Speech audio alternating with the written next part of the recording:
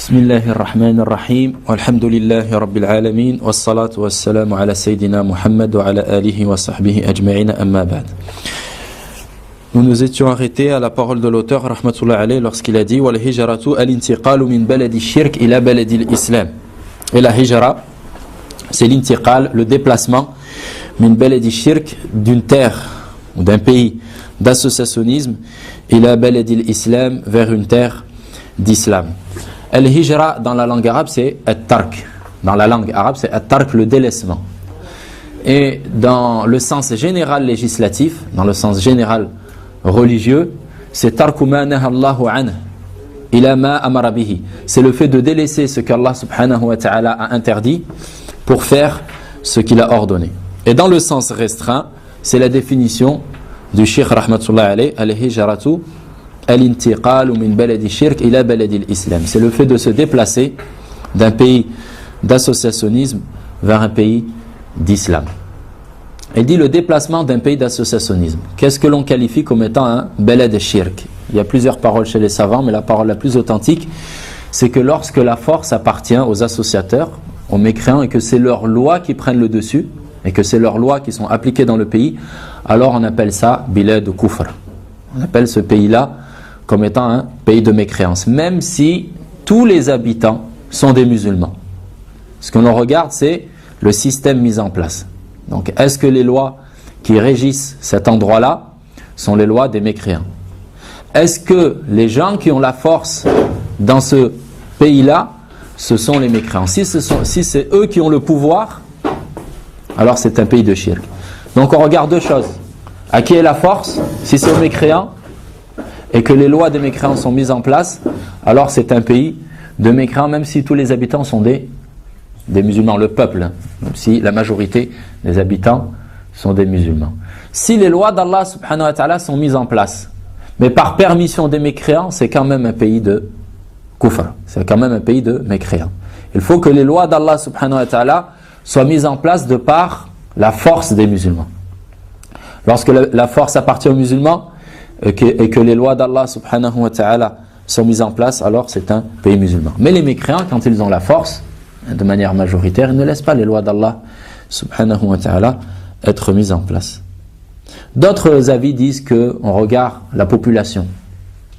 Mais ça c'est un avis, Allah al-marjouh, qui n'est pas authentique. Il y a d'autres avis, mais l'avis le plus connu, le plus authentique, c'est celui que nous avons donné. Donc la base de la hijra, c'est en lien avec al-wala ou al-bara, avec l'alliance et le désaveu. Le désaveu des mécréants, on avait dit qu'il se faisait par le cœur, par la langue et par le corps. Et un des désaveux par le corps, c'est le fait de ne pas habiter avec eux. Et ça, à la base, c'est interdit. En islam, à la base, il est haram. Il est interdit d'habiter avec les mouchérikines, avec les mécréants. Et quand on dit les mouchérikines, c'est pas ceux qui adorent des vaches. Les laïcs sont des mouchérikines, les démocrates sont des mouchérikines. Les juifs, les chrétiens, donc tous les mécréants, de manière générale, la base c'est qu'il n'est pas permis d'habiter avec eux. Et le musulman se doit, donc lorsqu'il est dans ce pays-là, qu'il se convertit, il doit rejoindre les musulmans, comme c'était l'ordre d'Allah subhanahu wa ta'ala pour les croyants, lorsque l'état du prophète alayhi salatu wa salam a été mis en place. Donc la base c'est que, et on est obligé d'émigrer pour rejoindre l'état des musulmans. Et celui qui reste dans un pays de mécréants, est-ce que c'est de la mécréance? Non. À part s'il reste donc dans ce pays-là, par mahabba, par amour de leur doctrine, religion dans le sens large, par nosra, c'est pour les assister, pour gonfler leur rang et les aider. Donc dans ce cas-là, c'est de la grande mécréance. Mais sinon, à part cela, il y a des détails dans la hijra suivant la situation de la personne. Celui qui peut faire ce qu'on appelle izharuddin, qui peut extérioriser sa religion, et qui peut faire la hijra, pour lui c'est mustahab, c'est recommandé.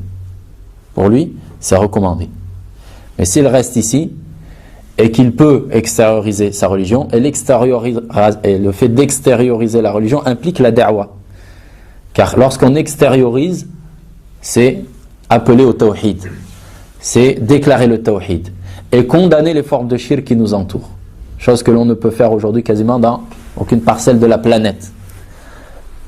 Ce n'est pas simplement pouvoir mettre le hijab, pouvoir prier, pouvoir avoir des mosquées, pouvoir faire l'Eden dans la rue. Tout ça, ce n'est pas...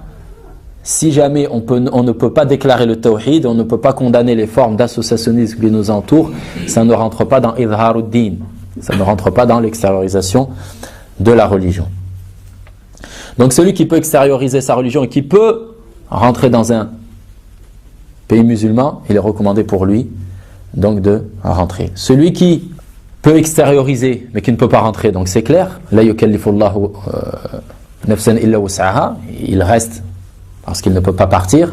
Celui qui ne peut pas extérioriser sa religion et qui ne peut pas partir, celui qui ne peut pas extérioriser sa religion et qui ne peut pas partir. De même, Allah subhanahu wa ta'ala ne le prend pas à défaut, il ne peut pas faire quelque chose, partir dans un pays musulman, donc il n'est pas pris à défaut. Celui qui ne peut pas extérioriser sa religion et qui peut partir dans un pays musulman, à ce moment-là, c'est obligatoire pour lui de rentrer. Et il est athim, pécheur en restant ici, en restant dans un pays de mécréants. Donc ça, c'est la première forme de hijra, délaisser un pays mécréant pour rejoindre un pays musulman. Donc aujourd'hui, beaucoup de gens parlent de hijra, alors que c'est une forme de hijra, mais pas d'un pays mécréant vers un pays musulman. On a des hijra aujourd'hui de pays mécréants vers des pays musulmans dans la tête de celui qui croit faire hijra, mais en réalité il part d'un pays mécréant vers un autre pays mécréant où la mécréance est moindre. Où dans ce pays mécréant on va laisser ta femme mettre le niqab, tes enfants ne vont pas être obligés d'être dans des programmes scolaires où on va leur apprendre des choses qui sont de la mécréance. Ton enfant pourra aller étudier le Coran, pourra, alhamdulillah, ça reste, vu qu'il y a un peuple musulman sur cette terre-là, la mécréance est moindre. La mécréance est moindre. Mais de là à dire que c'est une hijra dans le sens où je délaisse un pays de kufr pour rejoindre un pays de musulmans, ceci est faux, car ces pays-là, pour beaucoup, n'appliquent pas les lois d'Allah subhanahu wa ta'ala.